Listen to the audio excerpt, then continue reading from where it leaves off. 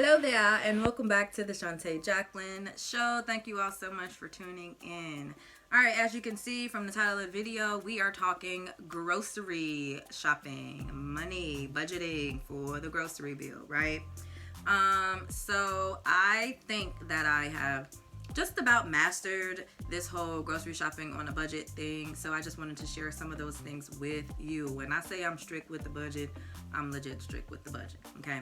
So there's just a few tips and tricks that'll help you along the way. All right. So the first thing is you to shop weekly. I know some of us when we grew up or we feel like we don't have the time, so we designate one day a month or twice a month to go grocery shopping.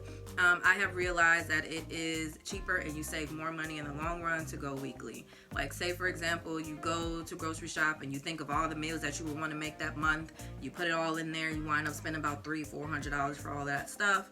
And then throughout the weeks, you realize you may not have gotten something. So now you got to go back and buy cheese or buy chicken or buy taco taco shells. And so then that adds up, and then now you are way over budget, right? So for me, shopping weekly, okay? And a good thing to shop weekly, use things like Instacart. Instacart actually is a really good money saver. It does help with your budget because you are only purchasing things in that cart that you need. We don't typically have the impulse buy section. We can go on the app, we are typing exactly what we need, and we order it and we're out, right? So that's something that I think really does save you money. It does cost, because I think Instacart is like $99 for the year. However, it does avoid you buying all that chocolate and all the other candies and cookies and chips that you really don't need. Okay, so that's the first thing. Consider like Instacart or Shipt or something like a grocery delivery service. So the second thing would be to set a realistic dollar amount for your family. So what I would do is just simply go grocery shop and see how much you actually could spend and a dollar amount that you can stay under. It doesn't help you if you say, oh, I'm only going to spend $50, and then you go to the store and then you're still spending over that amount. You want it to be a realistic amount that your family can actually eat for the week on and survive and not be famished, right? So for me, after I've set my weekly budget amount, which is about $100 for me, and I realized that $100, that gives me a little bit of wiggle room, because I typically wind up spending between like $75 and $100, closer to $100 if it's a fish type of day or week, because I buy wild caught fish and that is a little bit more pricey. So I set my dollar amount, and then I will create my weekly menu for the week. I use Pinterest a lot to come up with those menu ideas, meal ideas, and I buy one-pot meals. I make one-pot meals. A lot of slow cooker meals, a lot of casseroles, a lot of pasta dishes, things like that. So once I've created my menu, I then create my list for the week based off that menu, and then also some grocery staples that I may have run out of. So if I don't have any more cinnamon, or if I don't have any more syrup or peanut butter, I will go ahead and include those items in that week. So after I have my menu, I then created my grocery list, and I also took into consideration, did the kids run out of snack food, threw those things on the list as well. Some things that will help you stay under your grocery budget would be to, again, that menu is essential and that list is essential.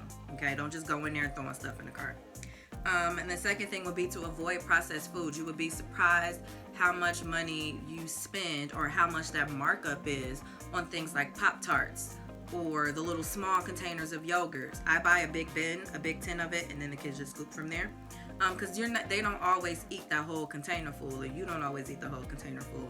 So, and then like the Danibles, I don't get those things, or Nutri-Grain bars, things like that. They cost more money, and you only get like 6 of them, right? So I typically buy big boxes of cheese crackers, big boxes of, not so much cheese crackers, but big boxes of wheat crackers, graham crackers, and they can throw some kind of fruit spread, cream cheese, peanut butter, whatever on there.